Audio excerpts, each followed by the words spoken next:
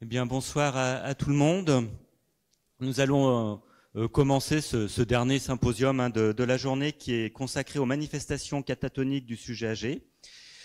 Et donc, ce symposium va aborder les enjeux diagnostiques et thérapeutiques. Donc, nous avons la chance d'accueillir 3 orateurs. Et donc, la première communication va être faite par Benoît Chor, que certains d'entre vous connaissent peut-être, qui est psychiatre de la personne âgée, qui exerce aux hôpitaux universitaires de Strasbourg et qui a une activité essentiellement tournée dans le cadre du CM2R, mais pas seulement, puisque tu as également un intérêt du côté des pathologies psychiatriques vieillissantes et surtout de la schizophrénie vieillissante. Alors aujourd'hui, tu vas nous parler, Benoît, d'un sujet qui est finalement peu évoqué encore en congrès et même dans la littérature, donc je suis sûr que ça va vous passionner. Tu vas nous parler de la catatonie chez la personne âgée et les liens qui peuvent exister avec les pathologies neuro-évolutives. Donc je te laisse la parole. Merci beaucoup, bonsoir à tous et à toutes. Effectivement, c'est un sujet sur lequel il y a encore peu de littérature, donc ce sera beaucoup de retours d'expérience clinique aussi. Et je commencerai dans un premier temps par un petit propos introductif sur la catatonie chez la personne âgée en général, avant de me pencher sur la catatonie dans les maladies neurodégénératives.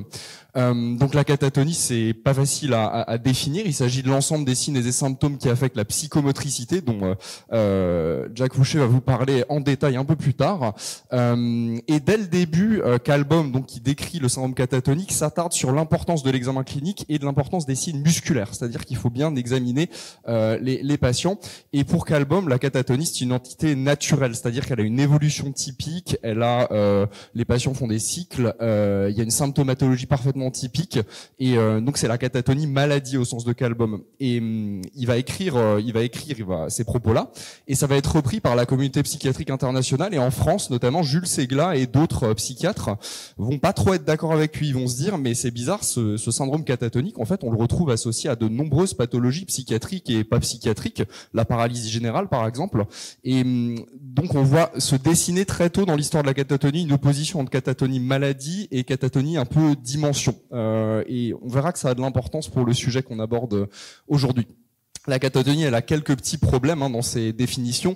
Déjà, c'est qu'il y a un chevauchement nosologique très important entre 3 entités que sont la catatonie, le syndrome frontal, on y reviendra un peu plus tard, et la confusion. La catatonie, c'est aussi une entité qui est très mal connue, notamment on le verra chez les collègues neurologues. La compréhension de certains signes est différente selon les lieux où on se trouve. Typiquement le Gegenhalten, je ne sais pas si c'est un terme qui vous parle, mais c'est un terme qui va pas être compris de la même manière par tout le monde. Et ça, c'est un vrai problème. C'est la même chose pour le négativisme, qui pour certains est compris comme une simple opposition du patient. C'est la même chose pour la flexibilité cireuse, qui selon les échelles qu'on prend va avoir des définitions multiples. Donc c'est un vrai problème. Il y a une grosse hétérogénéité dans les définitions et ça empêche d'avancer sur une définition claire de ce syndrome. J'ai eu de la chance en faisant mes recherches, puisqu'il y a une revue qui vient tout juste de paraître sur la catatonie dans chez la personne âgée. Pas forcément sur les maladies neurodégénératives, mais donc ça m'a aidé. Il faut bien se dire que les données de cette revue, elles sont tirées de seulement 5 études cliniques prospectives. C'est très peu quand même, donc chez la personne âgée. Et dans ces études cliniques, il y a presque une vingtaine de patients avec démence. Donc c'est très très peu, les données qu'on a dans la littérature qui sont solides. Ce qu'on sait, c'est que la catatonie, elle est largement sous-diagnostiquée chez la personne âgée. Ça, c'est à peu près certain. Il y a un délai diagnostique qui est de 2 à 5 mois en fonction des situations. Donc c'est très long, sachant que la prise en charge demande d'être rapide. Elle est quand même 4 fois plus fréquente quand on a plus de 65 ans, et ça semble largement associé à 2 facteurs de risque que sont les maladies neurodégénératives et les facteurs de risque cardiovasculaire en général. On reverra un peu pourquoi.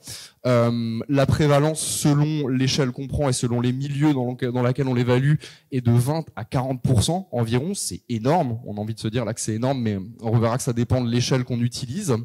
Et enfin, les facteurs de sous-diagnostic qui ont été identifiés, c'est le manque de formation, sans surprise.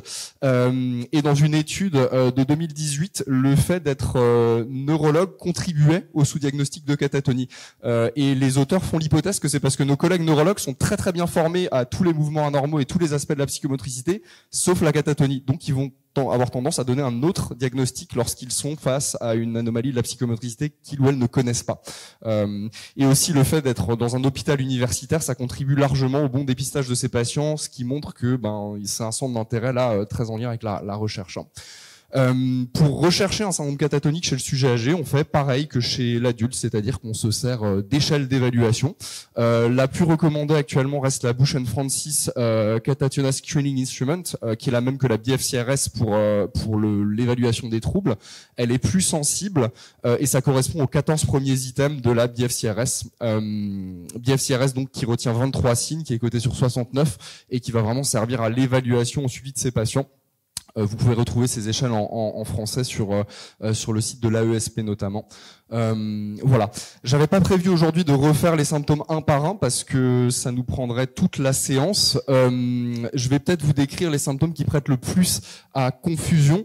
L'ambitendance notamment, ça va être le fait que le patient reste un peu bloqué dans un mouvement contradictoire, c'est-à-dire qu'il lutte lui-même contre son propre négativisme. Ça, c'est un peu la description qu'on peut en faire.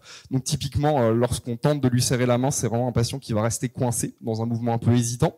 Le négativisme, c'est l'opposition un peu automatique à tous les stimuli psychomoteurs qu'on peut apporter au patient. Le regard fixe, c'est vraiment le fait d'avoir un regard très très fixe, mais complètement fixe. Le grimacing, ça va être le fait de faire des grimaces. Tout ça, c'est un peu plus connu. Et la flexibilité cireuse, on peut s'en tenir vraiment à la définition de la BFCRS. Donc c'est cette légère rigidité lorsque vous replacez le patient d'une position à une autre. À ne pas confondre avec la catalepsie qui va vraiment être le maintien de posture imposé par l'examinateur. Ok, il y a quand même des nuances très très fines dans tout ça. Donc ouais, mais c'est intéressant. Je creuserai pas plus là-dessus.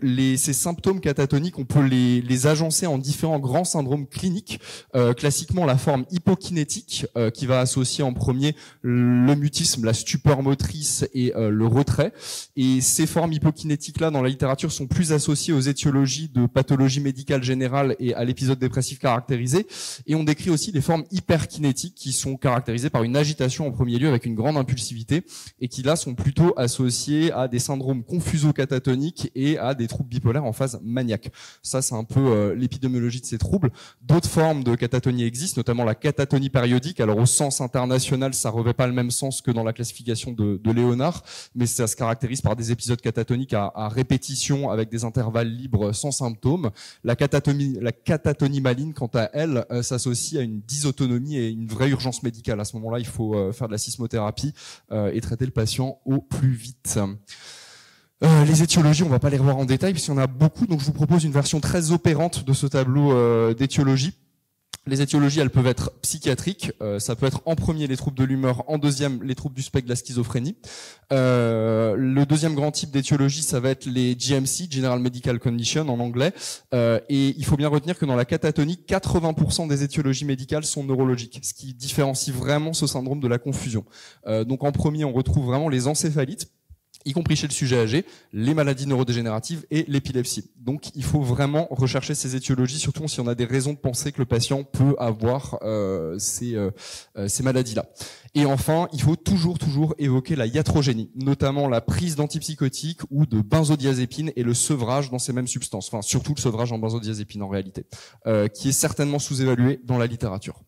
La conduite à tenir dans la catatonie chez le sujet âgé, elle ressemble assez à ce qu'il faut faire chez le sujet jeune, c'est-à-dire qu'il faut bien monitorer, faire la BFCRS régulièrement, éliminer toute iatrogénie, c'est-à-dire enlever les APA s'il y a une introduction récente, remettre les benzos si on a fait un sevrage récent, faire le diagnostic différentiel en fonction de notre examen clinique et ne pas hésiter à faire une IRM cérébrale, un EEG, une PL si on a une suspicion d'encéphalite. Et enfin, il y a 3 grands axes de traitement: le traitement étiologique systématiquement, le traitement préventif si on a des signes associés qui peuvent conduire à des complications de décubitus par exemple, et surtout le traitement symptomatique qui est le même, quelle que soit l'étiologie. Donc ça va tout le temps être des benzos et en référence, ça va être le lorazépam à une dose de... Ça varie dans la littérature, on peut commencer à 1,5 mg au total sur la journée et on peut ensuite augmenter. Et tant que le patient tolère, si ça a un effet sur ses symptômes, il faut continuer en fait. D'accord? Donc tant que le patient tolère bien le lorazépam, on peut continuer à augmenter, surtout si le patient répond. En deuxième ligne, il ne faut pas hésiter à aller très rapidement à l'ECT puisque c'est le traitement de référence de la catatonie, surtout si le patient a une catatonie maligne. Tous les autres traitements ont un niveau de preuve qui est absolument inexistant ou très peu. Donc faut d'abord commencer par ça. On va quand même parler de la confusion parce que c'est important. Vous voyez que la confusion peut aussi se manifester par certains signes, mutisme, stupeur, agitation, catalepsie, stéréotypie, impulsivité, et puis on décrit aussi une forme hypokinétique et une forme hyperkinétique de confusion. Alors moi, ça me rappelle vraiment quelque chose. C'est quand même deux syndromes qui se ressemblent franchement vraiment, et au point où certains auteurs ont dit c'est la même chose, et en fait on va décrire un syndrome confuso-catatonique qui rassemblerait les deux. Et effectivement, jusqu'à la moitié des catatonies répondent aux critères de confusion. Donc certains auteurs l'individualisent. C'est associé, les deux entités sont associées à de nombreuses pathologies médicales générales, et Jules Segla disait déjà qu'il s'agissait pour la catatonie d'une des voies terminales des pathologies du SNC, du système nerveux central, et certains syndromes et signes cliniques sont similaires. Pour autant, je vous l'ai dit, la catatonie se caractérise par une réponse au traitement par benzodiazépine, ce qui est très différent de la confusion. Les étiologies sont pas les mêmes, elles sont majoritairement neuropsychiatriques pour la catatonie et pas pour la confusion. Et enfin, cliniquement, il y a quand même des signes un peu plus spécifiques de part et d'autre, notamment la grosse fluctuation des symptômes, l'altération de la vigilance du côté de la confusion. Donc on peut quand même les différencier. Ce qui ressort dans la littérature, c'est que devant une confusion, il faut vraiment rechercher une part catatonique associée. Et si on a l'impression qu'il y a des signes cliniques catatoniques qui cotent, à ce moment-là, on peut essayer de mettre en place un traitement par benzo. Ça peut être utile. Je vais maintenant vous parler de la catatonie dans les maladies neurodégénératives. À cet effet-là, j'ai essayé de faire une petite revue de la littérature où j'ai inclus 50 articles qui ne traitaient que de catatonie de maladies neurodégénératives. Comme vous pouvez le voir, c'est très très largement des séries de cas, des cas cliniques et les études cliniques qu'on avait déjà vues avant qui parlaient déjà de la catatonie chez le sujet âgé. Quelques généralités. On retrouve la catatonie de manière plus fréquente, en tout cas 2 études prospectives la retrouvent de manière un peu plus fréquente chez les patients avec maladies neurodégénératives. C'est probablement un facteur de risque. Et ce que l'auteur notait, c'est que dans 29 sur 31 des cas prospectifs décrits, donc la trentaine de cas, dans la grande majorité, il y avait une pathologie médicale ou une iatrogénie associée. C'est-à-dire que pour cet auteur, la démence ne suffirait pas à expliquer, à déclencher une catatonie. Et cette revue de la littérature n'a pas réussi à identifier de maladies neurodégénératives particulièrement associées à la catatonie. Et bien sûr, on a sans doute un problème de spécificité, comme je le notais ici. Le syndrome frontal, on le sait, va se caractériser par des verbigérations, des persévérations motrices, des stéréotypies, des écophénomènes, et tout ça, c'est une symptomatologie clinique très très commune avec la catatonie, et c'est à ce moment-là très difficile de les distinguer. Surtout qu'il y a 2 autres symptômes qui viennent un peu compliquer en plus la chose, le Gegenhalten et le Mitmaron. Le Mitmaron n'est pas inclus dans les symptômes classiques de catatonie, mais on va en parler directement. Vous connaissez peut-être ces symptômes sous le terme de paratonie. Paratonie d'opposition et de facilitation. En fait, c'est de la sémiologie psychomotrice décrite par les gériatres, en tout cas à la base par Dupré, je crois, et ensuite qui a été reprise par des gériatres surtout.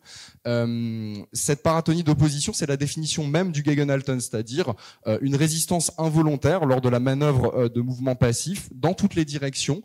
Le degré de résistance va être proportionnel à la force appliquée, c'est-à-dire que plus on augmente la force, plus le patient résiste, au point où à la fin c'est très compliqué de mobiliser son bras, et j'ai pas de phénomène de clasp knife typique d'une spasticité. Et ça correspond vraiment au Gegenhalten qu'on a dans la catatonie. Et la paratonie de facilitation, c'est un truc que vous avez forcément ressenti lorsque vous examinez le bras de votre patient, le patient fait le mouvement à votre place. Et vous lui dites non mais détendez-vous, et en fait les gens n'arrivent pas à se détendre et continuent à faire le mouvement à votre place. Or, ces signes-là, on les retrouve jusqu'à 90% chez les patients qui ont des démences sévères. C'est donc absolument pas spécifique de catatonie, et leur physiopathologie semble même complètement différente. Notamment, ça semble impliquer une exagération du tonus postural de base antigravitaire. Ce serait un peu cette explication-là. Donc, on n'est pas du tout, on a un facteur de confusion majeur, et pourtant, on peut coter le Gegenhalten dans notre échelle. Donc c'est un problème. Je passe là-dessus pour être dans les temps. Les quelques cas cliniques, je voulais quand même en tirer des messages, puisque dans la littérature sur les cas cliniques que j'ai lus, il y avait essentiellement des cas de DLFT et de MCL. Pourtant, la revue juste avant nous dit qu'il semble pas y avoir d'étiologie associée en particulier avec la catatonie. Peut-être qu'il y a un biais de publication, c'est très probable, mais quand même j'ai trouvé ça étonnant. Et j'en ai quand même tiré quelques grands messages. Sur les 7 cas cliniques de patients avec MCL, notamment, dans 6 cas, ils avaient pris un antipsychotique atypique. Et donc on a l'impression que chez les patients MCL, le fait de prendre un antipsychotique atypique, sans surprise, peut provoquer des symptômes, et là en l'occurrence, des symptômes catatoniques. Il y a une étude longitudinale qui est sortie récemment au Japon, mais j'ai pas eu accès au texte complet, où ils décrivent par contre cette fois 9 cas de MCL qui ont présenté des symptômes catatoniques prodromaux, mais j'ai pas eu accès au texte, donc j'ai pas su s'ils avaient pris des APA. Évidemment, il y a une forte association aussi entre le trouble bipolaire et la MCL. On sait le trouble bipolaire est un facteur de risque de développer une MCL, et peut-être que ça peut largement rendre les choses plus confuses, puisque le trouble bipolaire peut aussi être une étiologie de catatonie dans les phases dépressives. Et dans la DLFT, en revanche, sur les cas cliniques que j'ai screenés, j'en avais un seul sur 18 qui présentait une iatrogénie. Donc c'est très différent dans la MCL. Les tableaux semblaient d'apparition un peu plus insidieuse, un peu plus concomitante et un peu moins brutaux. Et donc c'était très très difficile en fait de faire le différentiel entre une catatonie et une DLFT chez ces patients. La littérature nous donne quelques critères, notamment le fait que le patient aille beaucoup moins bien d'un coup, que sa symptomatologie change d'un coup, que l'histoire longitudinale soit ou soit pas typique d'une DLFT. Et la neuroimagerie donne pas beaucoup de réponses, puisque certains patients en épisode catatonique peuvent aussi avoir par exemple des hypométabolismes frontaux sans que ce ne soit forcément signe d'une DLFT. D'autant que certains cas dans la littérature sont bien décrits de catatonie avec atrophie frontale, mais non typique de DLFT. Alors ça, c'est de la littérature un peu plus ancienne, mais certains auteurs décrivent des patients qui présentent une catatonie, une histoire absolument non compatible avec une DLFT, un traitement qui fonctionne, une rémission totale, et pourtant c'était pas des DLFT, il y a juste une petite atrophie. Bon, aujourd'hui on parlerait de phénocopie de DLFT peut-être chez ces patients, surtout s'ils présentent des symptômes encore légers, mais c'est des points qui restent à éclaircir. En conclusion, nos maladies neurodégénératives sont très probablement d'un facteur de risque de catatonie, en particulier lorsque il y a une étiologie médicale associée. La physiopathologie, ce que me fait dire les cas cliniques et la petite revue que j'ai fait, c'est que ça semble quand même pas être la même. Dans la maladie à Cordolevi, la jeunesse des symptômes catatoniques semble probablement différente que celle dans la DLFT, où on a vraiment une atteinte directe du lobe préfrontal qui peut mimer ces symptômes de catatonie. Le traitement de la dimension catatonique, quelle que soit l'étiologie, semble être la voie à suivre, puisque les benzos sont efficaces dans la majorité des cas. Peut-être à nuancer pour les DLFT, j'irai peut-être pas les traiter comme ça, sans grosse structure avec l'état antérieur. Et dans le futur, on a évidemment besoin de recherche sur ce sujet, d'études longitudinales, de neuroimagerie, et avant tout de formation et d'harmonisation de nos pratiques. Ça, ce sera la première étape la plus importante. Je vous remercie pour votre attention.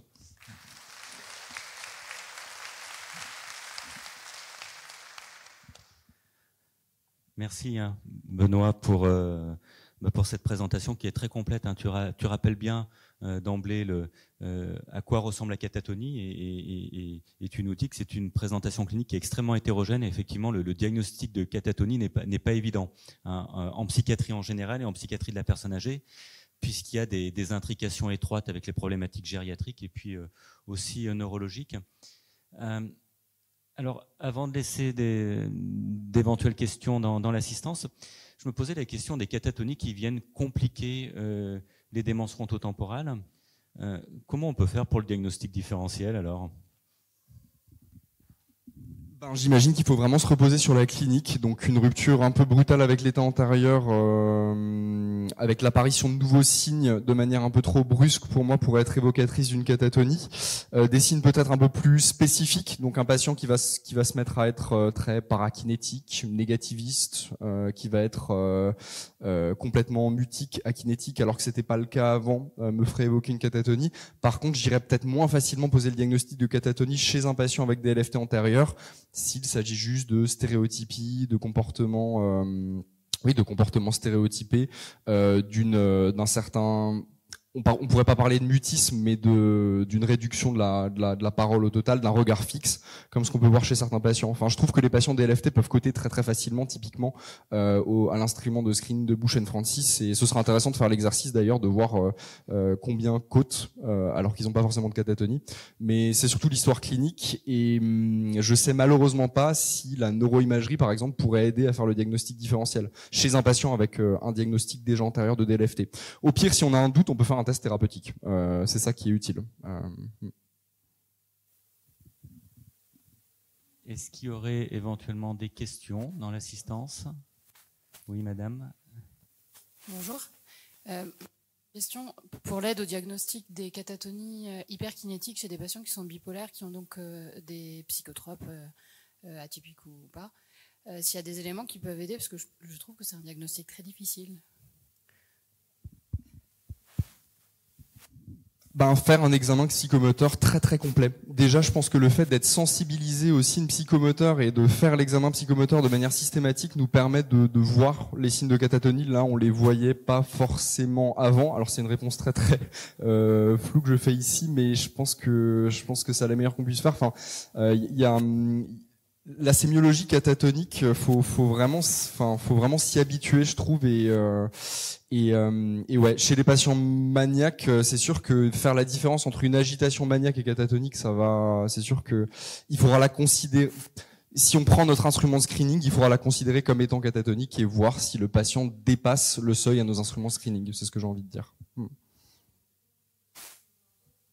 Ouais, tout à fait.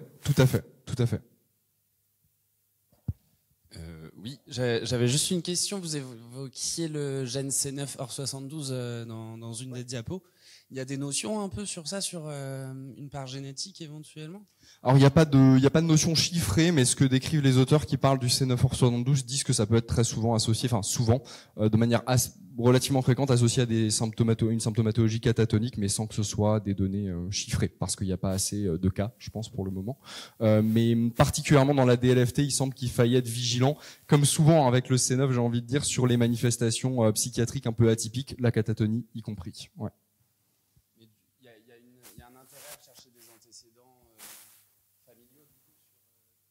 Devant un épisode catatonique, systématiquement, j'ai envie de dire que ça peut participer au diagnostic différentiel de fond, psychiatrique ou neurologique, ouais.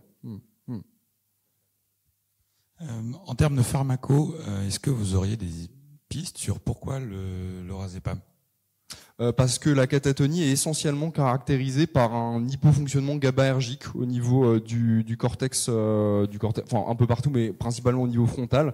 Et donc le fait qu'on donne du GABA vient corriger ce déficit. Alors c'est de la vulgarisation. Enfin, c'est un sujet que je maîtrise pas tant que ça moi-même, mais c'est ce que j'en ai compris en tout cas. Ouais.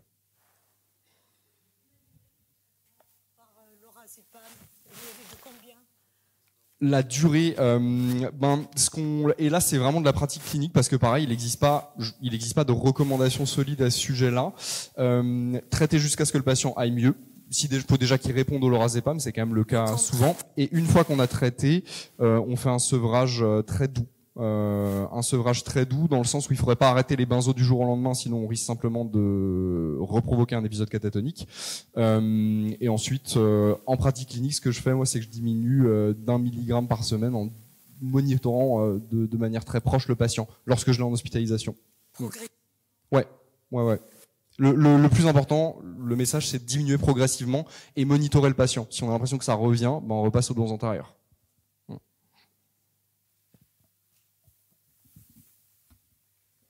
Une autre question?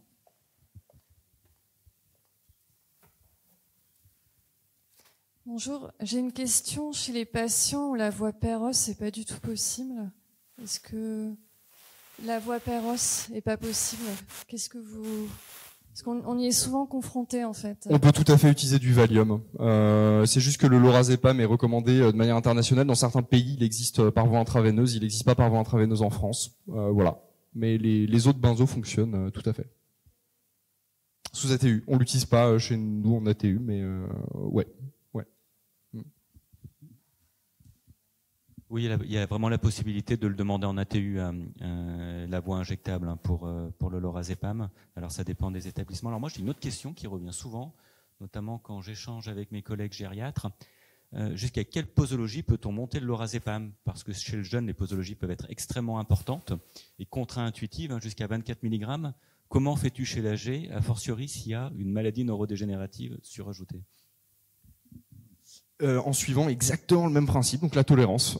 Et c'est sûr que chez la personne âgée, on se rend compte qu'à partir de, encore une fois, chez des patients qui répondent bien, à partir de 8-9 mg, effectivement, la tolérance commence à devenir moins bonne. Donc à ce moment-là, on fait un palier, on reste stationnaire et ouais. Mais en fonction de la tolérance, si vous avez un patient âgé qui répond pas suffisamment, mettons à 8 mg par jour et qui continue à très bien tolérer le lorazépam, a priori, on pourrait continuer à augmenter. Je pense qu'il faut rester prudent, surtout bien surveiller l'état clinique du patient, mais c'est vraiment la clinique qui doit dominer notre démarche thérapeutique pour le lorazépam. Donc, tant que le patient tolère, j'augmenterai, y compris à des doses adultes, s'il y a une très bonne tolérance, mais en restant très prudent. Une question, s'il vous plaît. Que pensez-vous du Zopiclone, Zolpidem en test thérapeutique ou en traitement?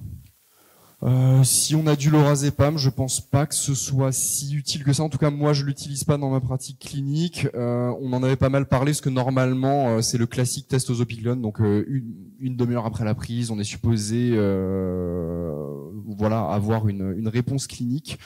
En pratique, le lorazépam, on observe la même chose 2 heures après, quoi. Enfin, donc, est-ce que c'est très utile? Je sais pas. En tout cas, moi personnellement, je l'utilise pas. Et en plus, le Zopiclone derrière, on pourra pas l'augmenter à dose beaucoup plus haute. Donc, autant tout de suite utiliser la molécule de référence. Donc, le fait de la rapidité d'action, ça représente pas d'avantage particulier? Non, puisque de toute façon, on doit changer de traitement derrière. D'autant que peut-être qu'il faut augmenter les doses plus que ce qu'on aurait besoin avec juste 7,5 mg de Zopiclone. Donc le test thérapeutique, en fait, pour moi, c'est un peu dangereux de se dire c'est pas une catatonie parce qu'il a pas répondu au Zopiclone. Je pense que ça peut être un problème. Donc ouais.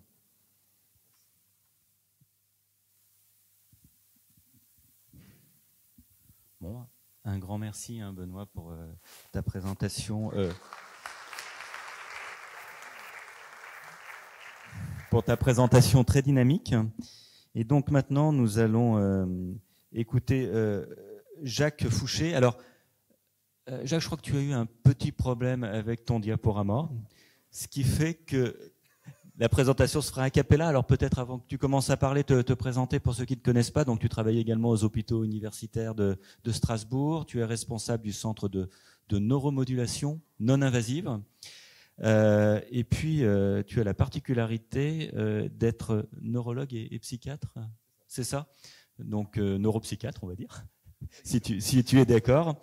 Et puis, alors je crois que tu es également responsable ou que tu es membre du Cercle d'excellence des psychoses avec un énorme intérêt sur la schizophrénie et les différents modèles physiopathologiques de la schizophrénie. Donc là, je te laisse la parole pour ta communication qui va porter sur comment explorer la psychométricité. Donc en a cappella, devant le tableau, pas noir, il est vert, mais écoute, on te souhaite bonne chance. Merci beaucoup. Alors, je suis infiniment navré. J'avais commencé, en tout cas, même largement entamé un diaporama qui va horriblement me manquer parce que je reconnais que moi j'ai besoin de support visuel. Alors pour ceux qui sont comme moi dans la salle, je vous prie de m'excuser. Je trouve toujours très lassant les talks qui sont faits avec un papier à lecture. Alors je ne lirai pas, j'ai quand même pris quelques notes parce que sinon je vais pas me souvenir de la moitié de ce que je voulais vous dire. Donc encore une fois, je vous prie de m'excuser, mais là l'informatique a vieilli plus vite que moi.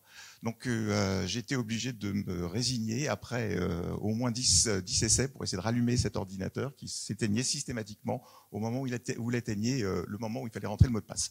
J'ai fini par me dire que j'y arriverais pas. Alors, la question de la catatonie chez le sujet âgé, je dois d'abord reconnaître une certaine ignorance dans le sens où j'en vois peu. La question que je me posais, c'est qu'est-ce que je pourrais vous dire d'intéressant sur la catatonie chez le sujet âgé. Donc j'ai lu les mêmes papiers. Et alors, dans ces papiers-là, on apprend quand même des choses intéressantes. Et c'est pour ça que je ne parlerai que de certains signes, parce que je ne suis pas certain que tous les signes soient intéressants à connaître. En tout cas, pas pour le sujet âgé en particulier. Parce qu'en fait, si vous regardez la distribution des étiologies, elle est assez différente de celle que vous avez en fait dans la population que je connais beaucoup mieux, c'est-à-dire des adultes. Si vous regardez la population adulte, grosso modo, vous avez 40% de troubles de l'humeur, 40% de psychose et à peu près 20%, 25% de pathologie médicale. Je parle, pardon, peut-être à préciser, parce que ça va dépendre du contexte, bien entendu, d'exercice. J'imagine qu'on est dans un contexte psychiatrique. C'est pas tout à fait la même chose lorsqu'on est dans un contexte médical pur. Si on regarde maintenant les chiffres, parce je me suis amusé à refaire un petit tableau à partir des études qui étaient dans ce papier, en fait, ça n'a plus rien à voir. En tout cas, il y a un sous-groupe qui disparaît quasiment, 8%, c'est les psychoses. Donc voilà, ça veut dire qu'en fait, et c'est vrai, d'expérience, finalement, on en voit assez peu, ou en tout cas, c'était les psychoses qu'on connaissait déjà, ça c'est sûr, et qui éventuellement refont un épisode catatonique très très tardivement. En revanche, on voit quasiment la même proportion de troubles de l'humeur, 40%, avec néanmoins quelque chose d'intéressant, c'est que ces troubles de l'humeur sont très souvent associés avec des troubles cognitifs. Donc on va se retrouver en fait avec des patients qui sont sans doute pas les mêmes. Je pense que pour une partie, mais ça resterait à valider parce que j'imagine que des patients il doit y avoir là-dedans des primo-dépressions, enfin les premières dépressions qui surviennent tardivement. Et je pense que c'est peut-être dans celle-là que j'aurais tendance à penser. Ça n'était pas développé du tout dans l'article, c'était pas développé dans les articles que j'ai pu lire. Mais j'imagine que c'est peut-être là-dedans que j'irais bien regarder justement des dépressions qui surviennent dans le cadre de troubles démentiels qui vont prendre aussi une coloration trouble de l'humeur. En revanche, on va trouver la moitié là qui, pour le coup, seront des troubles, enfin des pathologies organiques. Et alors, dans les pathologies organiques, il y en a quand même une, je pense, qui serait importante à signaler, qui est quasiment, ça fait 15% plus 15%, hein, si on fait l'addition des deux. C'est le sevrage en benzodiazépine. Quand même, hein, sevrage en benzodiazépine, 15% des causes. Donc, si jamais vous avez un sujet âgé qui fait pour la première fois un épisode catatonique, il faut penser à ça. Et puis, l'épisode, l'état de mal non convulsivant. Alors ça, c'est le truc un peu problématique, mais pour le coup, en tant que neurologue, j'ai connu. Les états de mal non convulsivants, en l'occurrence, la vraie question est de savoir s'il ne s'agit pas des mêmes, parce qu'en général, c'est le même facteur de risque. Hein, c'est pour ça que je les groupe un tout petit peu. Dans ce que je vous raconte, ça fait 30% au total, hein, quand même. Donc, les états de mal non convulsivants, c'est des trucs, vous pouvez les mettre sous les fils. Un légiste sur deux ne voit pas les anomalies. Par contre, vous injectez le Valium sous les fils et vous voyez les EEG se normaliser. Donc je pense que ça, c'est quand même quelque chose qu'il faut savoir. 30% des causes, c'est non négligeable. Et je parle bien de pathologie de catatonie survenant dans le cadre, dans un contexte psychiatrique. Hein, je ne vous parle pas des urgences. J'étais un petit peu effectivement surpris aussi, dans le même papier, hein, je vous livre un petit peu comme ça les différents éléments. Alors d'abord, beaucoup moins de troubles auto-immuns, en tout cas l'encéphalite paranéoplasique beaucoup plus rare, 5%, on est plutôt sur 15-17% chez le jeune, hein, enfin chez le sujet jeune, donc c'est quand même beaucoup plus rare. Néanmoins, effectivement, faut y penser. Pensez aussi à l'arrêt de la clozapine, grand pourvoyeur aussi d'épisodes catatoniques de novo chez des gens qui n'en ont jamais fait. Et il ne faut pas oublier que ça aussi, c'est un facteur très important de déclenchement d'un épisode. Donc je pense qu'on est sur le sujet âgé quand même sur quelque chose de particulier. Est-ce que ça veut dire qu'il n'y a pas de symptômes catatoniques? Alors je me suis amusé à faire, parce qu'ils ont détaillé un petit peu les différents symptômes, je me suis demandé s'il y avait des symptômes différents en termes de proportion entre les sujets jeunes et les sujets âgés. Je trouve que j'avais des tableaux, en voilà, pour les sujets jeunes, donc j'ai comparé ça avec les quelques patients qu'on avait chez le sujet âgé. Ben finalement, ça c'est décevant parce qu'on retrouve quasiment la même distribution, avec quelques exceptions, heureusement. La première, c'est tous les signes qui feraient finalement penser à une catatonie périodique. Grimacing, c'est parakinésie, c'est des mouvements un peu bizarres que fait la personne. Généralement, on les prend pour des dyskinésies tardives, très peu fréquentes. Tout un ensemble de signes qui finalement sont plutôt associés finalement avec cette forme de psychose, peu fréquents. En revanche, ma grande surprise, c'est quasiment divisé par 2 en termes de Gegenhalten et de Mietgehen. Donc là, je me suis dit qu'il y avait peut-être un sujet et qu'il fallait peut-être en parler, parce que ça, c'est pas possible. Comme tu le disais, c'est quelque chose de tellement fréquent chez le sujet âgé on trouve quasiment un dépressif apathique sur 2, on va trouver quelque chose qui est de l'ordre de la paratonie facilitatrice. C'est pas possible. Ça va disparaître le plus souvent avec le traitement, pour eux en tout cas, mais pas chez tous. Et donc c'est pas normal que ça n'ait pas été retrouvé, ce qui veut dire qu'il y a peut-être là un sujet de formation pas inintéressant, d'autant plus qu'il se trouve qu'en France, contrairement à ce qu'on pourrait imaginer, on l'avait déjà décrit. Alors malheureusement, on n'avait pas donné de jolis noms, comme le Gegenhalten. Les noms qui avaient été retenus étaient beaucoup trop longs et impossible de laisser dans la littérature internationale. Donc ce que je vous propose, c'est finalement de se concentrer un petit peu sur ces 2 signes-là. Vous allez voir, c'est assez riche. Alors, c'est assez riche, mais par contre, il est vrai qu'on ne va pas parler réellement de psychomotricité.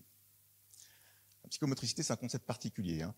Je ne sais pas si vous êtes déjà posé la question de savoir ce que c'était. Bon, moi, quand il a fallu que je la définisse, parce qu'il fallait faire un cours dessus, c'est pas si simple. Je vous laisse un peu réfléchir. Psychomotricité, comment est-ce que vous le définiriez? Alors, habituellement, on définit par psychomotricité un petit peu ce qui est une façon de faire passer, c'est le relais qu'il y a entre l'intrapsychique et le moteur. Pour Kraepelin, grosso modo, la volonté. Alors, ça, c'est ce que vous allez retrouver, la psychomotricité, c'est comme ça qu'elle est à peu près définie encore dans les manuels internationaux. Assez surprenamment, c'est pas comme ça, en fait, qu'elle a été définie du tout. Elle a été définie parce qu'en fait, les gens se sont retrouvés confrontés exactement au même problème que celui qui était décrit avec la confusion et la catatonie. De temps en temps, on a des gens qui, effectivement, sont immobiles, sont stuporeux. Alors, c'était la stupidité qui est devenue stupeur, Dieu merci, après, dans le contexte français. C'est cette espèce d'aréactivité, d'immobilisme et d'aréactivité qu'on observe et qui a été interprétée très tôt comme un arrêt de la pensée. Et puis, à l'inverse, il y a les Allemands, alors là en l'occurrence c'était Kraft-Ebing et Schüller, qui, en regardant leurs patients, se sont dit non, on ne peut pas tout expliquer comme ça. Il doit y avoir des systèmes qui sont des systèmes automatiques, qui pour le coup ne correspondent pas à la volonté. C'est pas un problème qui est purement un problème de pensée. Il y a quelque chose à ce niveau-là. Leur idée, c'est qu'il existerait, et c'est comme ça que ça a été défini, et pour le coup après démontré sur le plan neuropsychologique avec une belle double dissociation, c'est qu'il existerait des systèmes automatiques. Alors vous savez que la volonté fait très peu, hein, elle donne grosso modo, c'est le chef d'orchestre hein, qu'elle donne les grands ordres, mais là pendant que je suis en train de vous parler, il se passe plein de choses. Il se passe des choses qui sont totalement automatisées, ça c'est l'appareil locomoteur qui me stabilise. Je suis en train de faire des gestes, j'ai une mimique, j'ai une prosodie, tout ça, pas imaginer que je le contrôle. Ça, ce sont mes systèmes psychomoteurs qui le font. Quand je me tourne vers Benoît, par exemple, Benoît ne va pas rester bêtement comme ça, les bras croisés, à regarder ailleurs. En général, il va me faire face, il va s'orienter. C'est un comportement automatique que nous avons tous, ce sont des comportements sociaux. Et puis là, par exemple, aussi, voilà, je tends la main à Benoît, forcément, si je m'approchais de l'un de vous ou l'une de vous, vous allez me serrer la pince. Ou alors sinon, c'est que vous êtes un rustre ou vous êtes catatonique. Là, effectivement, c'est là qu'on a justement ces systèmes automatiques, vous vous en rendez pas compte, vous les utilisez tous les jours, ce sont des systèmes sociaux. C'est ce qui vous permet, en fait, en confrontation interindividuelle, de réaliser des tas d'actes dont vous ne vous rendez même pas compte. C'est ceux qui vous permettent d'avoir cette espèce de gut feeling. Vous savez, ce truc un peu, ça me paraît bizarre, ce type, il répond pas, hein, je fais des blagues. Là, il y avait une très belle présentation précédemment où c'était exactement ça. On fait des blagues pour essayer de voir si ça réagit, puis ça ne réagit pas, c'est le masque facial. Et ça c'est désagréable. Alors que d'habitude, il y a une espèce d'écho mini qui se place, automatique, hein, vous ne vous rendez pas compte. Ça, ce sont les systèmes psychomoteurs. Alors ces systèmes psychomoteurs, en l'occurrence,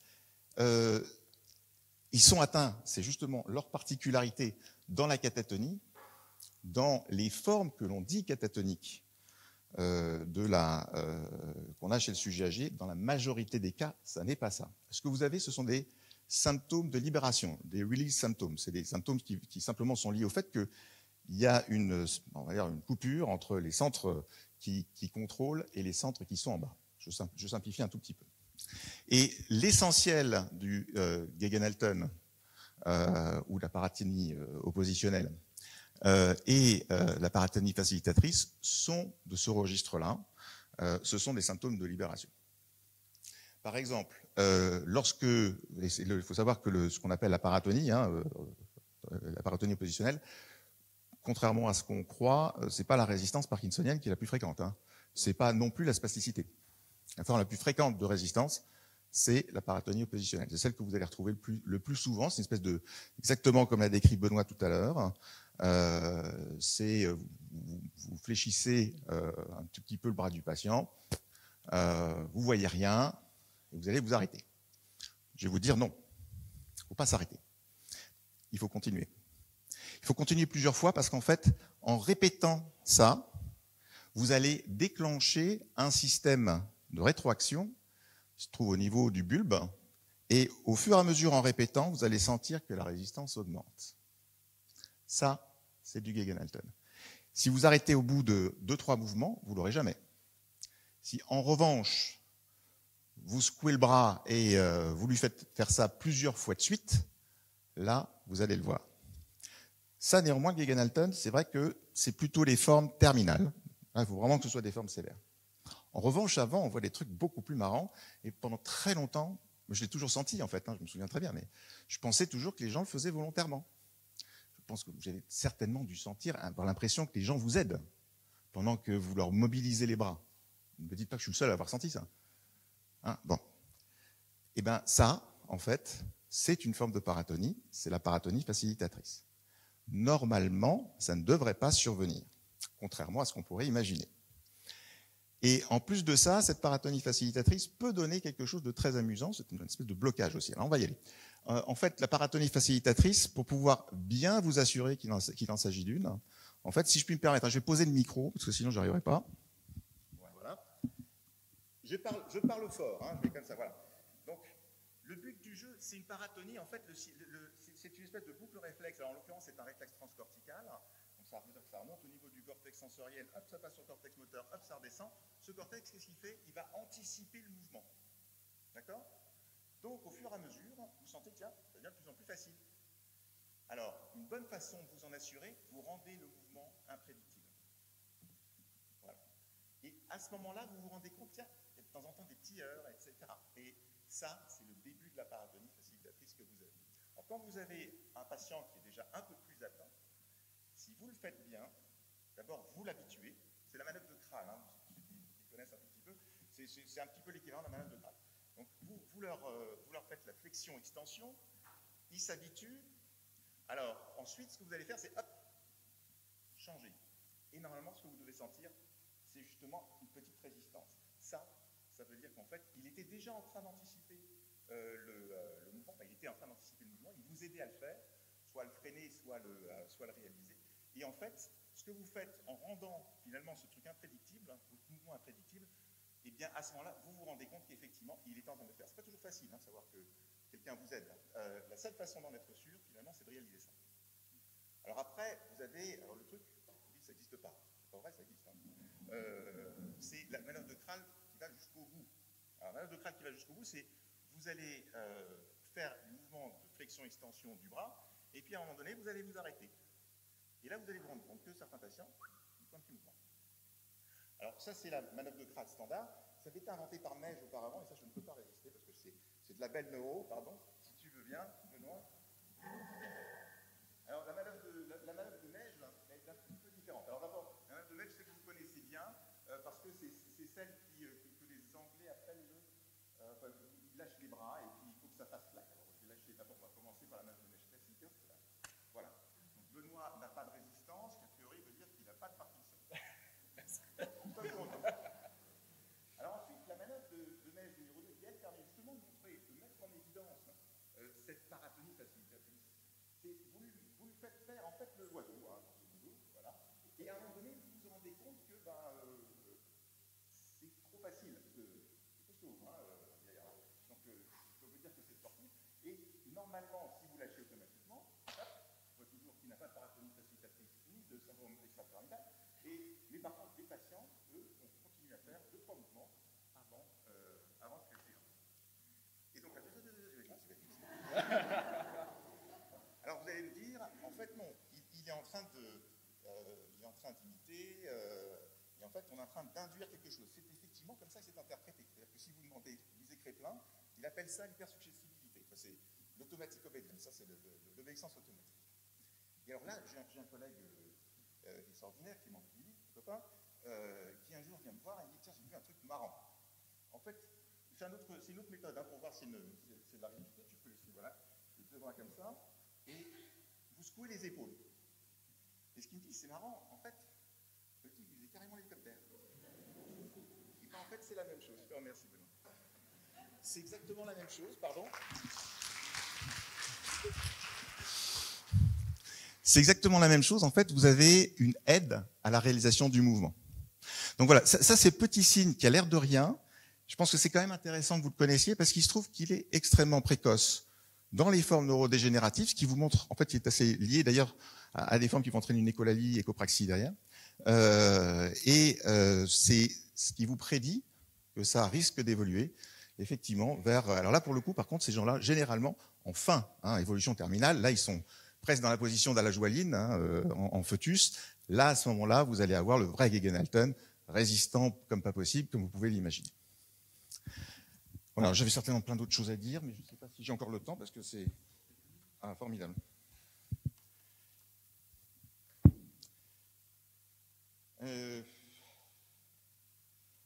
Autre chose.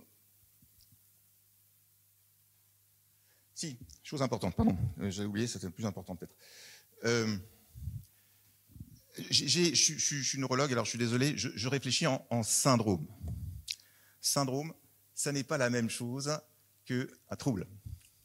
Je le dis parce que nous réfléchissons sous forme de troubles. Les troubles, c'est polythétique, c'est-à-dire qu'on dit 3 symptômes sur 15. Alors, si vous faites comme ça, avec 12 symptômes, ça vous fait les critères diagnostiques du DSM, ça vous fait 4000 combinaisons, un peu plus.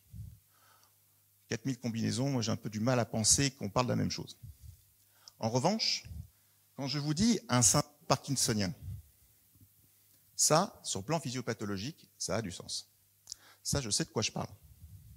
Un syndrome parkinsonien, je vais avoir une bradykinésie, donc c'est quelqu'un qui va être ralenti, avec des éléments de fatigabilité particuliers. Je vous dis ça parce que ça peut être intéressant pour faire le diagnostic différentiel, pardon, j'ai oublié de préciser, avec des gens qui sont sous neuroleptiques, et vous demandez si finalement vous êtes face à quelque chose qui est plutôt de la rigidité ou du Gegenhalten, ou si vous êtes face à quelque chose qui serait plutôt du parkinsonisme induit. Parce que, en l'occurrence, vos patients psychotiques, si vous les laissez sous la même dose, il y a toute chance quand même pour qu'ils finissent par développer un parkinsonisme, souvent révélé d'ailleurs, parce qu'ils vont quand même évoluer vers une maladie de Parkinson à la fin. Quoi qu'il en soit, pour faire le diagnostic différentiel, je pense que c'est intéressant qu'on ne se contente pas de n'avoir qu'un seul signe. C'est très compliqué parfois. Même quand je vous dis, voilà, tout ça, c'est une maladie de Parkinson, comme vous le savez, la résistance, elle est immédiate, normalement. Elle n'augmente pas, normalement. Vous devriez avoir un signe de la roue dentée dans le Parkinson. Mais en fait, vous pouvez en avoir aussi dans le Gegenhalten. Pas de chance. Parce qu'en fait, la roue dentée, elle est liée au fait que vous avez une addition d'un tremblement de posture. Le tremblement de posture, vous pouvez l'avoir aussi bien dans le cadre de la maladie de Parkinson que dans le cadre d'un Gegenhalten. Donc on est coincé. Je pense que le plus simple, c'est de réfléchir de façon syndromique. Or, lorsqu'on a ce type de trouble, un parkinsonisme, on doit avoir avec, la rigidité parkinsonienne, on devrait avoir avec à minima, vous devriez avoir une bradykinésie. Et une bradykinésie, le plus simple, c'est de demander aux patients de faire ça. Et au fur et à mesure, vous allez voir que les mouvements vont devenir de plus en plus petits et vont s'épuiser. Ça, c'est un bon signe de bradykinésie. C'est pas du tout ce que vous allez avoir, par exemple, si vous avez un parkinsonisme vasculaire qui, lui, s'accompagne d'un Gegenhalten. Et c'est la même chose que vous avez chez les patients catatoniques. Eux, ils vont continuer à la même vitesse et à un moment donné, ils vont s'arrêter. Ça, c'est de l'impersistance motrice. C'est deux choses complètement différentes. Ils vont présenter des troubles de la marche aussi. Si vous les faites marcher, le Parkinson, comme vous le savez, petit pas. Par contre, si vous avez un parkinsonisme vasculaire, généralement, c'est une marche un peu frontale, c'est-à-dire, vous savez, la marche magnétique avec les pas, la stasiabasie avec les jambes un petit peu écartées, et puis les pieds qui restent au sol parce qu'ils savent très bien qu'ils sont pas très très forts sur le plan de la posture. Donc voilà, tout ça c'était pour vous dire, vous pouvez avoir aussi quelque chose qui ressemble à un tremblement, ça ressemble à un tremblement myoclonique que vous pouvez avoir aussi dans ce truc-là. Donc c'est pour ça qu'il faut, je pense, réunir ces phénomènes, les interpréter comme des syndromes plutôt que de les prendre comme des signes isolés, parce que des signes isolés, pas toujours facile de savoir ce qu'ils veulent dire et on peut les confondre. En revanche, si on essaie d'avoir cette approche syndromique, je pense que c'est quand même plus efficace et on risque moins de se tromper. Voilà, c'était le dernier élément que je voulais rajouter. Merci de votre attention.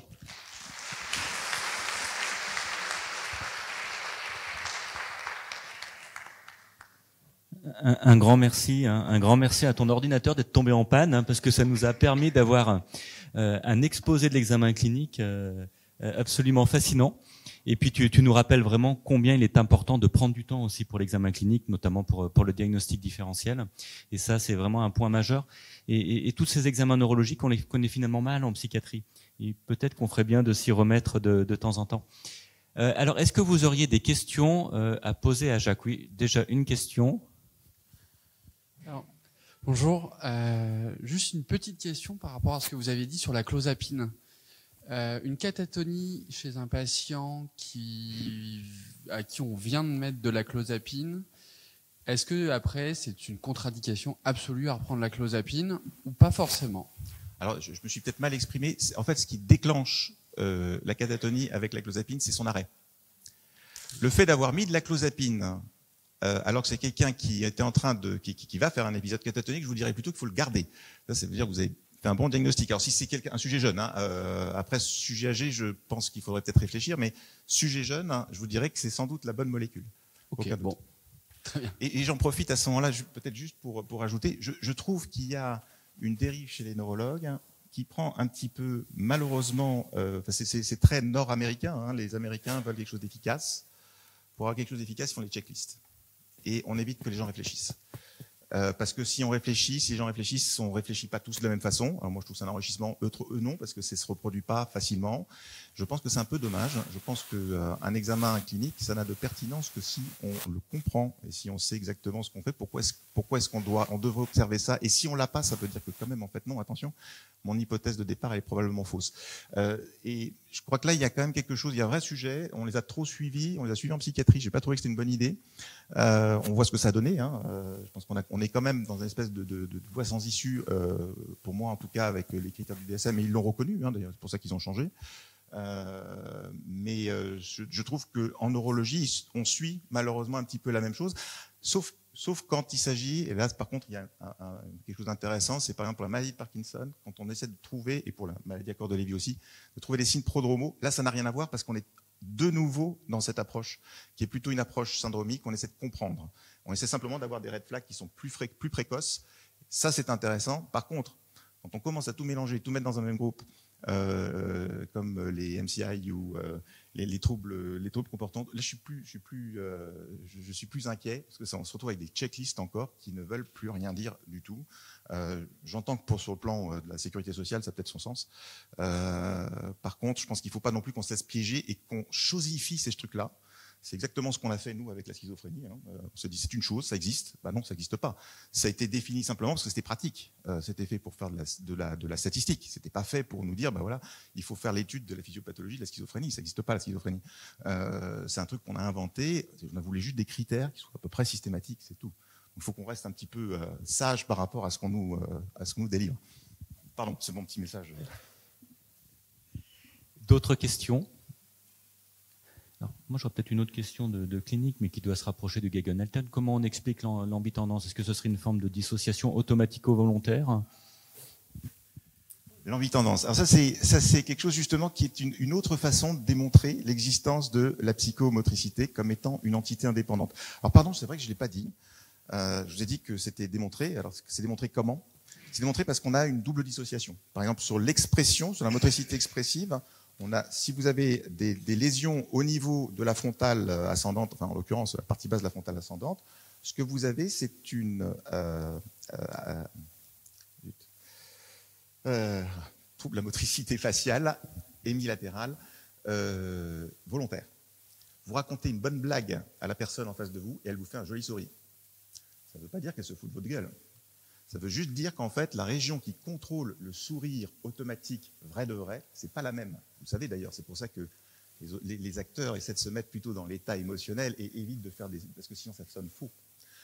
Et inversement, bien entendu, si vous avez une lésion au niveau des cortex qui se trouvent ce qu'on appelle les aires singulaires motrices, là ce que vous avez, c'est la dissociation inverse. Quand vous lui racontez une bonne blague, c'est juste l'hémiphase qui sourit. Par contre, quand vous lui demandez de bouger la bouche, aucun problème. Alors, je reviens à la question, parce que ça, c'est la deuxième démonstration que je trouve quand même assez élégante. Moi, je reconnais qu'elle m'a convaincu.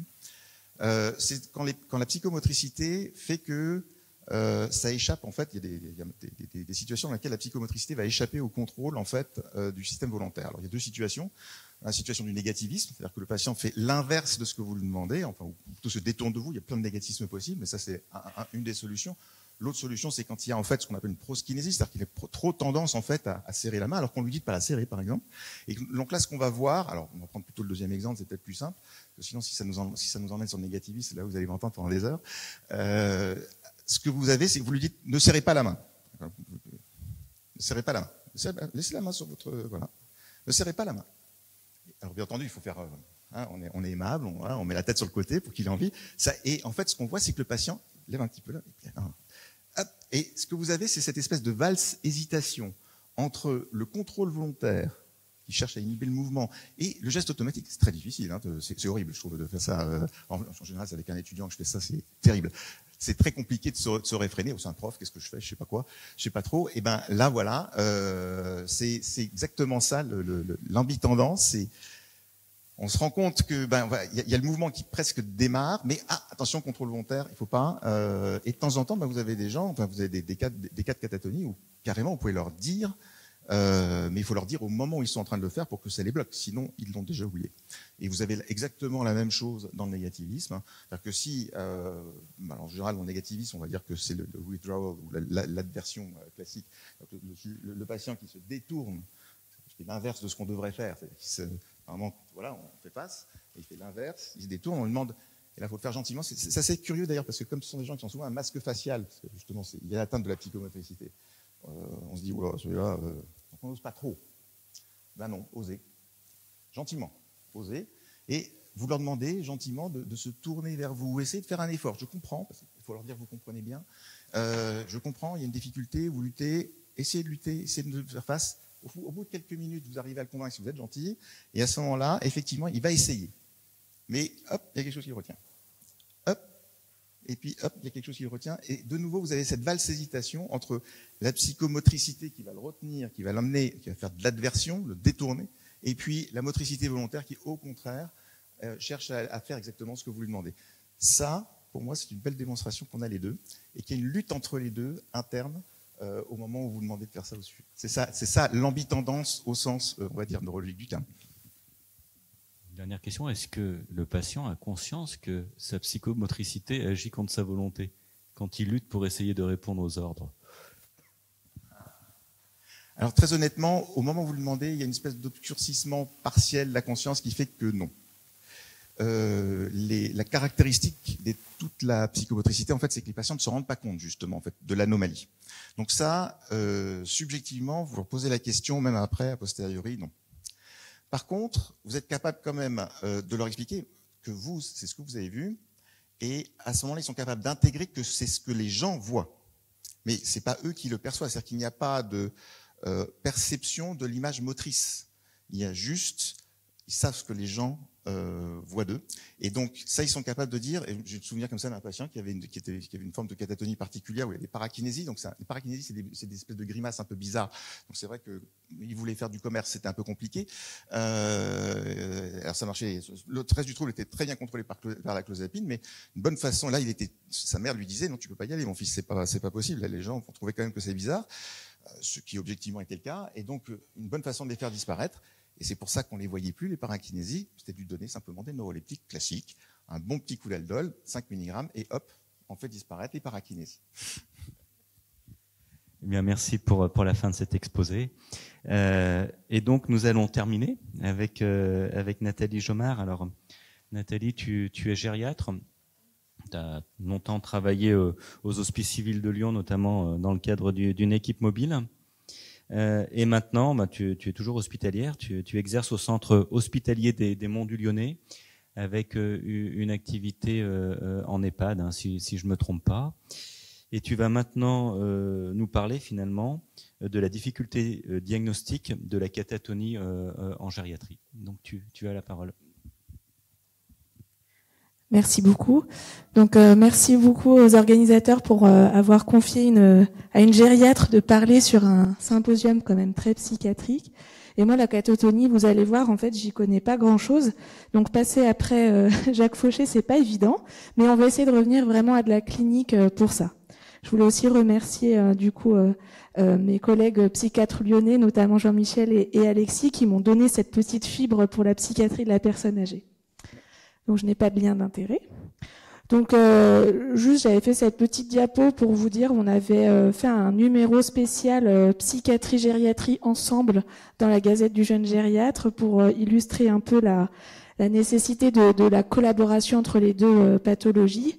Et si vous êtes intéressé, c'est gratuit, disponible sur notre site internet. Donc ça, je vais aussi passer parce que mon collègue en a bien parlé. Alors, pourquoi le diagnostic est difficile en gériatrie? J'ai envie de reprendre juste le fait qu'il y a de nombreux signes cliniques communs, et notamment dans le syndrome confusionnel, mais aussi dans les effets secondaires iatrogènes, peut-être par la prise un petit peu trop fréquente d'antipsychotiques en gériatrie. On a aussi des symptômes communs, comme on a vu dans les troubles du comportement, dans les maladies neurodégénératives. Et puis aussi, on n'en a pas encore parlé, mais il y a un syndrome qu'on aime bien en gériatrie, le syndrome de désadaptation psychomotrice.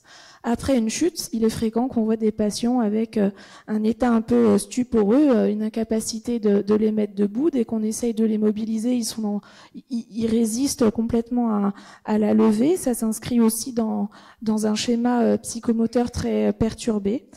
Et pourquoi le diagnostic est dur? Parce que finalement, on ne sait pas bien combien de patients âgés présentent des catatonies. Est-ce que c'est vraiment des catatonies? Est-ce que c'est pas justement ces diagnostics différentiels qu'on ne prend pas bien en charge?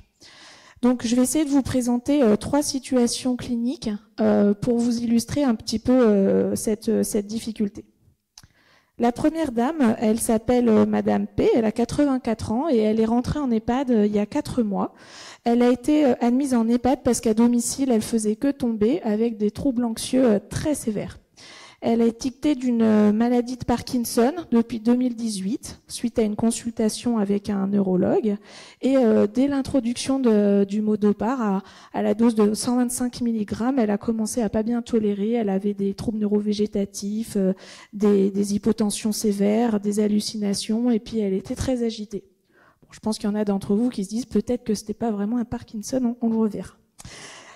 Cette dame, donc à l'EHPAD, l'équipe est en grande difficulté, finit par l'envoyer aux urgences un samedi parce que c'est ingérable. Elle est complètement hystérique, hallucinée depuis une semaine. Je vous ai mis le mot hystérique parce que c'est dans la relève des soignants. Elle menace de se jeter par la fenêtre, elle saute, elle se met au sol, et donc ils appellent le XAMU qui dit écoutez, envoyez-la à Lyon Sud, donc le CHU de proximité, et on verra bien ce que les urgentistes en font. Alors les urgentistes, ils font un bilan, ils font un scanner qui est considéré comme normal, ils font un bilan biologique qui est considéré à peu près normal. Bon, il y a une CRP à 22. Elle est traitée pour une infection urinaire. Il y a une natrémie à 132, légèrement abaissée. Et puis finalement, elle est mise dans un lit de court séjour gériatrique. Et voici la première petite phrase que j'avais notée dans mon examen. Voilà, la patiente est agitée, discours incohérent, elle parlait d'incinération dans la forêt, de meurtre, de gens qui voulaient la tuer, etc. Donc une présentation quand même assez délirante. Elle voyait des gens dans la pièce et par contre, dès qu'on lui disait une phrase, elle la répétait. Si je disais vous allez bien, Madame P, vous allez bien, Madame P, vous allez bien, Madame P, vous allez bien, Madame P, puis ça s'arrêtait jamais. Il fallait que je lui dise non mais c'est bon, on va continuer la conversation. Alors on a pensé à l'état de mal non convulsivant. Je sais pas, voilà, on y a pensé assez rapidement, donc on lui a fait faire un EEG qui était considéré comme normal. Et le neurologue nous a dit vous devriez mettre de la sertraline parce qu'elle est très anxieuse. Donc bon, on a dit c'est bizarre, mais alors elle a eu une prise de sertraline. Nous on a refait un scanner cette fois injecté avec voilà, une petite hypodensité insulaire droite sans autre pathologie particulière. Et puis le lendemain de cet angioscanner, la patiente très somnolente, très raide, amimique. Elle résiste complètement à l'ouverture des yeux. On peut plus lui mobiliser les membres. Elle répond quand même quand on lui parle. Si je lui ouvre les yeux, c'est un petit peu difficile, mais on y arrive un peu. Et là, elle arrive à nous suivre. Elle n'a pas de problème oculomoteur. Alors, cette dame qui avait une maladie de Parkinson, du coup, le Modopar avait été arrêté parce qu'on pensait quand même qu'il pouvait être un peu en lien avec ses problèmes. Et puis, le lendemain, elle est à nouveau très agitée. Elle est plus du tout dans cet état de raideur amimique. Elle est complètement à nouveau à parler du cimetière, des gens qui brûlent dans la forêt, de tout ça.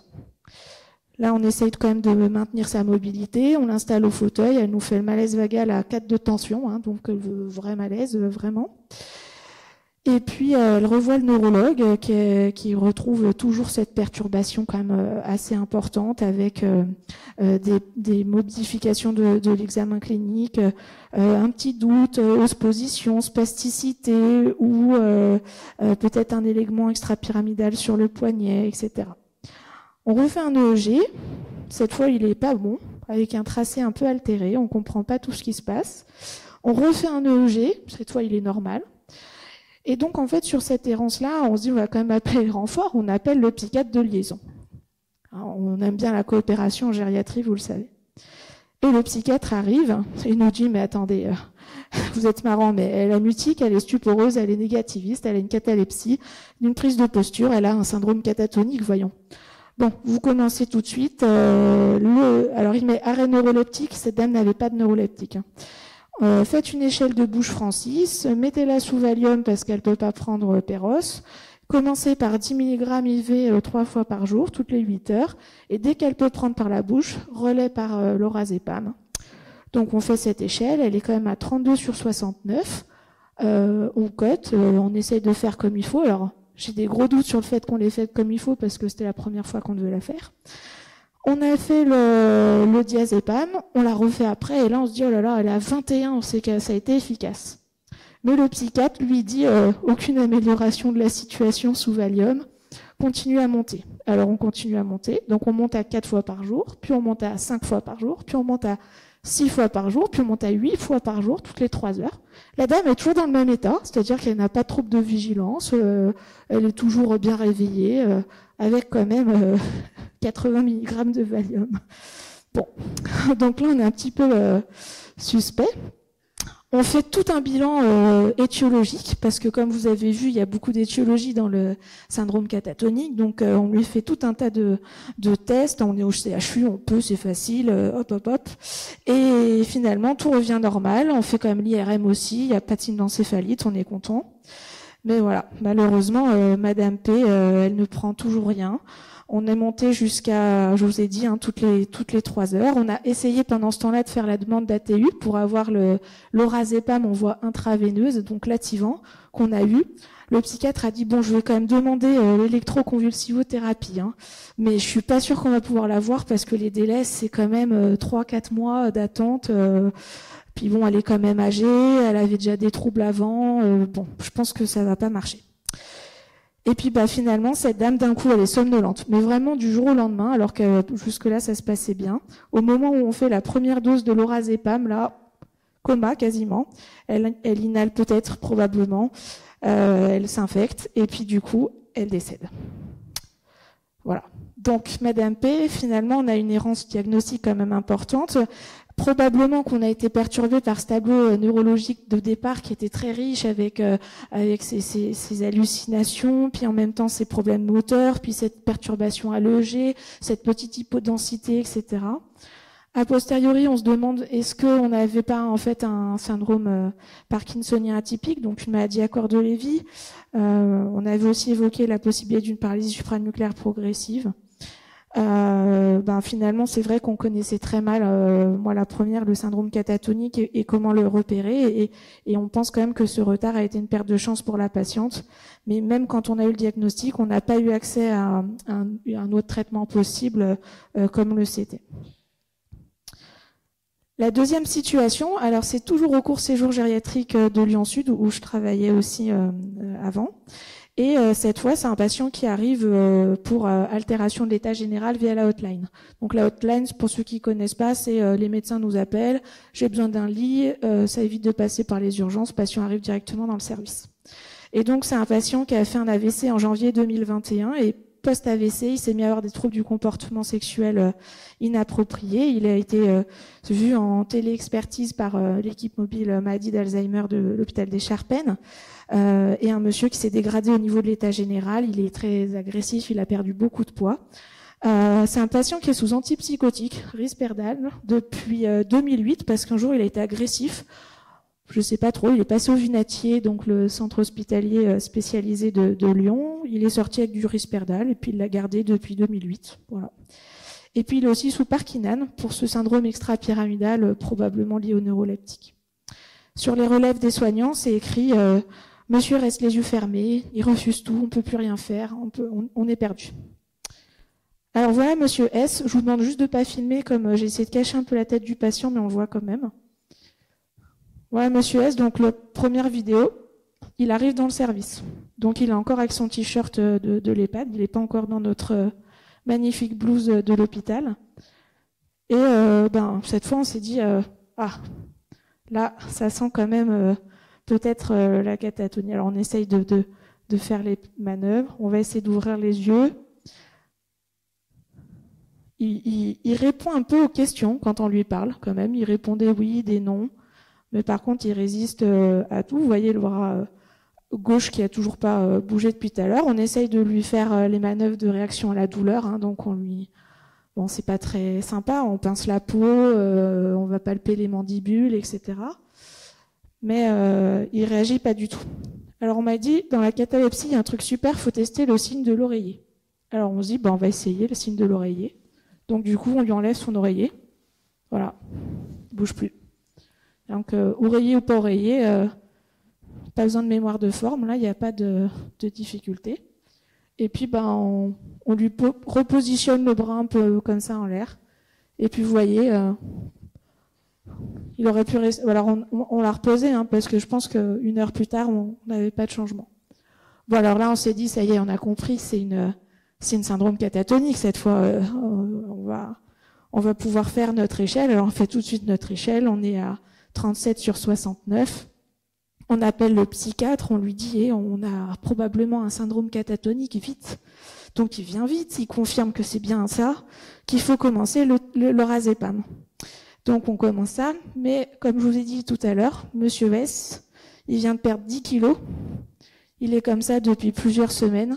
Il a une insuffisance rénale sévère. On essaie quand même de faire un bilan étiologique. Monsieur S, il a aussi une cardiopathie. Il vient de faire un AVC. Du coup, il tolère pas du tout l'hydratation. Il se met en OAP quasiment immédiatement avec même pas 1 litre d'hydratation. Il se fait également un SCAT type 2, probablement sur l'insuffisance rénale. Et le pronostic là est complètement conditionné par la cachexie qui s'est installée. Monsieur S, il décède. C'est triste, hein, le syndrome catatonique. Moi, j'ai pas eu des expériences où derrière les patients, ils se sont réveillés avec le Temesta, quoi. Donc Monsieur S, finalement, il prenait des neuroleptiques quand même sans diagnostic neurologique. Est-ce que cette aggravation post-AVC, elle est un peu en lien avec sa pathologie? Est-ce qu'il y avait une part quand même de vasculaire? Est-ce qu'il y avait une part de la iatrogénie? On a retrouvé donc dans la fameuse étude sur les patients âgés qu'il y a plusieurs cas de catatonie post-AVC qui ont été décrits. Est-ce que c'était ça? Et puis, ce patient en EHPAD, personne n'a reconnu ces signes, hein, le négativisme, etc. On était sur une forme de catatonie maligne. Ce que je vous ai pas dit, c'est qu'il avait quand même des grosses perturbations tensionnelles, des épisodes d'hypersudation. Et puis là, pour le coup, c'est vraiment le poids des comorbidités qui a pesé dans le fait qu'on n'a pas pu s'en occuper. J'ai un dernier petit cas, je vous rassure, il est beaucoup plus court. C'est un Monsieur R. Celui-là, je l'ai eu dans l'EHPAD où je travaille. Donc c'est un patient, ça fait plus de 6 mois qu'il est, j'ai mis 6 mois, mais je crois que ça faisait 8 ou 9 mois qu'il était à l'hôpital, avec une belle cascade. Alors je vous ai juste mis pour vous montrer le lot d'événements qu'il a eu, mais bon, l'AVC sur la FA, l'hémorragie sur les OD, les rétentions d'urine, la sepsis urinaire sur le sondage, etc., etc. Il en résulte que tout ça, il devient quand même vraiment avec des gros troubles cognitifs, très dépendants, et finalement, il peut plus être chez lui, donc il rentre en EHPAD. Quand il arrive, il est vraiment pas content, il veut pas du tout être en EHPAD, il me dit que lui, il veut pas. Et le lendemain, j'ai l'impression d'avoir un patient catatonique. Il est complètement catalepsique, il est négativiste, je peux pas faire, il bouge plus. Dès que j'essaye de faire quelque chose, il s'oppose complètement. Et en plus, il a des troubles neurovégétatifs. Donc, il a une FA, mais là, il fait des variations de pouls importantes. Il fait des épisodes de température. Enfin, c'est vraiment bizarre. Donc là, je traite immédiatement par lorazépam. Et alors là, il récupère. Donc il me parle, il m'insulte, il jette ses affaires, il répète un peu ce qu'on dit. Il est encore un peu écolalique. Mais malheureusement, 3 jours plus tard, il récidive ce même tableau, alors qu'on avait maintenu la dose. Quand je dis qu'il a récupéré partiellement, on a quand même traité un petit moment. Et finalement, il fait à nouveau un épisode somatique avec une hémorragie digestive et il décède. Bon, est-ce que c'était une catatonie? Je sais pas. Donc pourquoi j'ai voulu faire ces cas cliniques, c'était surtout pour dire que finalement déjà il faudrait qu'on puisse y penser en gériatrie et je pense qu'on n'y pense pas très souvent. Qu'ensuite il faut pouvoir le diagnostiquer et le traiter. Dans les situations-là, on est quand même sur des patients qui étaient sur des stades très évolués. Que le traitement, c'est le traitement de la cause quand on en a trouvé une, le traitement symptomatique, mais surtout ne pas oublier les mesures gériatriques, l'installation du patient, essayer de maintenir une alimentation, une activité physique, une hydratation, prévenir le risque d'escarre, qui est vraiment important dans cette situation. Que ça nécessite qu'on coopère tous, et pour ça, peut-être que dans les établissements, la téléexpertise peut vraiment nous aider. Et puis enfin, à mon niveau, c'est quand même un enjeu de soins, puisqu'il y a une mise en jeu à la fois du pronostic fonctionnel, mais également du pronostic vital. Je vous invite à venir à la journée des jeunes gériatres à Nantes la semaine prochaine, si vous voulez. Et comme je vous ai dit, il y a des réductions pour tous les membres de la SF3 PESA. Voilà. Je vous remercie de votre attention.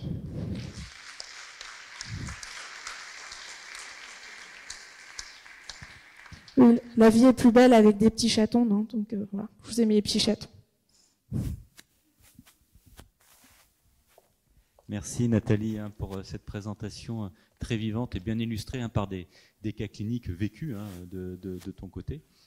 Tu nous rappelles quand même que le syndrome catatonique chez l'âgé, il est difficile à diagnostiquer parce que souvent il n'est pas identifié. En gériatrique, on le connaît mal. Et puis les intrications avec les problématiques gériatriques et les syndromes frontaux font que finalement la sémiologie est souvent floue et qu'il faut aller le chercher. Et puis ce que tu nous dis aussi, quand un syndrome catatonique est diagnostiqué, ça peut être une urgence. Tu as eu 2 décès et donc la difficulté d'accès à des thérapeutiques spécifiques et notamment aux ECT peut être problématique, mais on sait que c'est compliqué d'avoir accès aux ECT et qu'il y a souvent beaucoup plus de demandes que de disponibilité. Est-ce qu'il y aurait des questions parmi vous? Alors, j'ai juste une question. C'est sur est-ce que le retard de diagnostic entraîne l'échec du traitement? Est-ce que si on diagnostique un petit peu plus tôt, on aura une réponse? Je ne sais pas, parce que ça m'est arrivé à chaque fois. Enfin, on met un petit peu de temps pour diagnostiquer, et du coup, ça finit pareil que les cas cliniques. Ouais. Voilà. Alors, sur le plan physiopathologique, j'aurais pas les compétences pour répondre. Peut-être que mes collègues pourront. Par contre, que sur le plan gériatrique, on voit bien que chez les 2 premiers patients, ils se sont fait entre guillemets gagner par leur fragilité, leur comorbidité, et du coup derrière, quand en plus on a un patient qui est déjà très âgé, mais en plus qui est dénutri, qui a des dysfonctions d'organes cardiaques, rénales, pulmonaires, etc. En fait, on sait qu'on pourra pas récupérer le patient. Donc j'ai envie de penser que si on avait peut-être pu faire les choses plus tôt, après est-ce que cette dame, si on l'avait diagnostiquée immédiatement, elle aurait mieux répondu? Ça je sais pas. Je sais pas si vous. Il y a peut-être 2 questions, une question d'ordre plus général, mais alors je pourrais pas y répondre. Est-ce que le fait de retarder le traitement serait à l'origine d'une résistance thérapeutique plus importante? Et puis dans le contexte plus spécifique de l'AG, un retard de traitement, ça veut dire plus de complications gériatriques chez des patients plus fragiles. Alors pour la première question, peut-être laisser Jacques ou Benoît répondre si vous avez une idée. Je risque de foutre le bordel, pardon. En fait, je me demande si j'aurais posé le diagnostic, parce que c'est ça tout le problème. Hein, il faut savoir que le fait d'avoir créé cette nouvelle entité diagnostique pour la psychiatrie du sujet adulte, aucun problème. La benzodiazépine est la solution, ça marche bien. Je crains que malheureusement, et c'est là que je vois la limite, c'est que son application directe à la gériatrie ou à la psychogériatrie risque de poser problème. Parce que là, par exemple, je subordererais qu'il ne s'agit pas d'un problème de catatonie tel que nous, tel qu'on les voit chez le sujet jeune. Je pense qu'on était plutôt sur un syndrome de sevrage dopaminergique, on était plutôt sur un phénomène de dystonie aiguë lié au fait qu'on avait sevré en ces médicaments dopaminergiques, et en plus de ça, on lui rajoute un IRS qui va lui bloquer ces cellules. Elle n'a pas eu, d'accord. Donc, mais qu'importe, on se retrouve sur quelque chose où moi j'aurais plutôt proposé, ça n'a pas servi.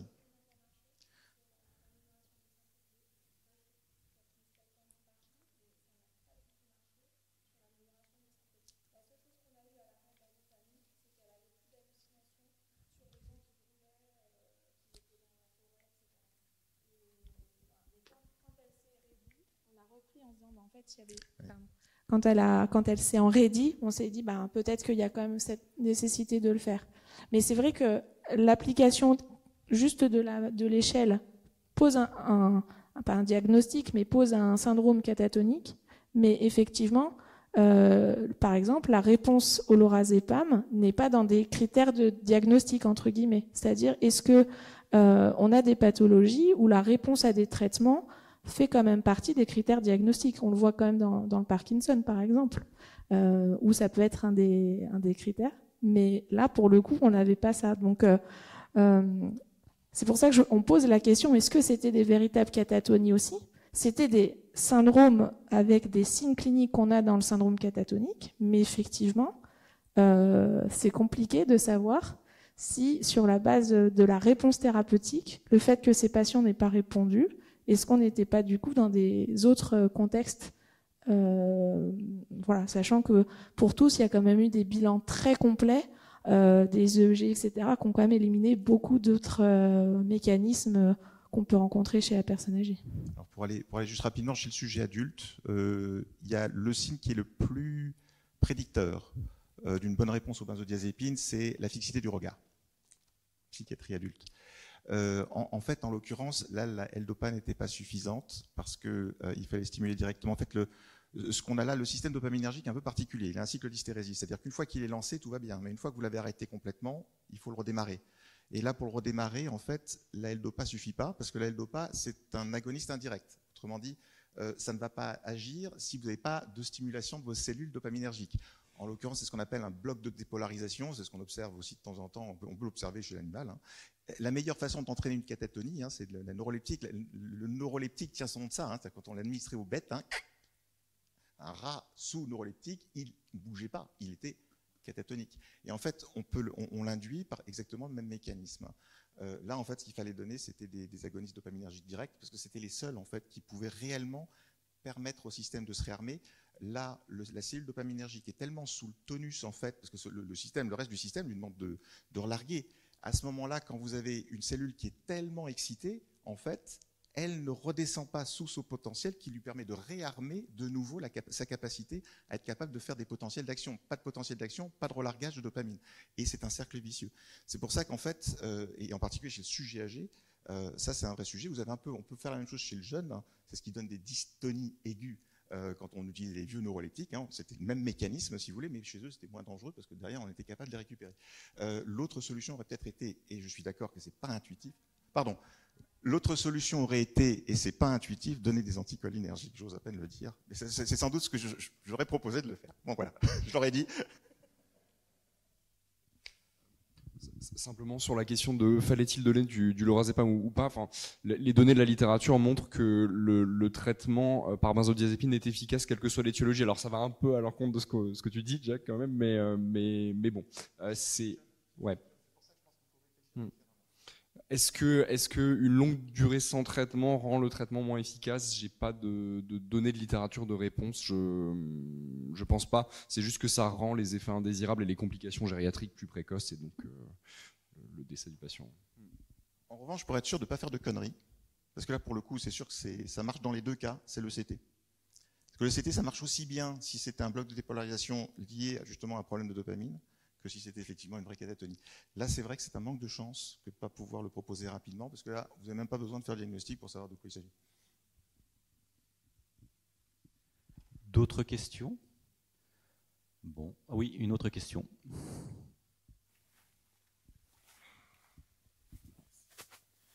Bonjour.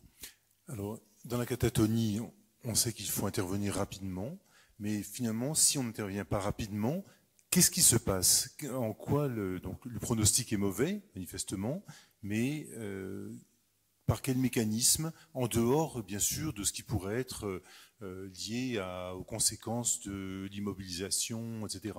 Mais sinon, qu'est-ce qui se passe sur le plan neurologique? En quoi est-ce que ces patients s'aggravent? Voilà, qu'est-ce qui se passe? Pourquoi faut-il agir rapidement?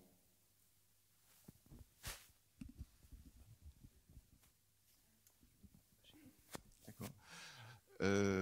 Le vrai sujet habituellement, c'est la catatonie maligne. C'est la seule qui engage le pronostic vital chez le jeune.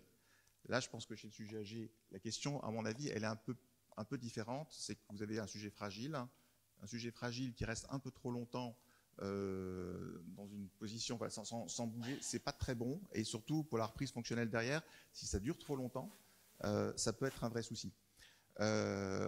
En plus de ça, il faut bien réaliser que ce sont des gens, si jamais vous anticipez que derrière, il va falloir qu'ils vont continuer à fonctionner.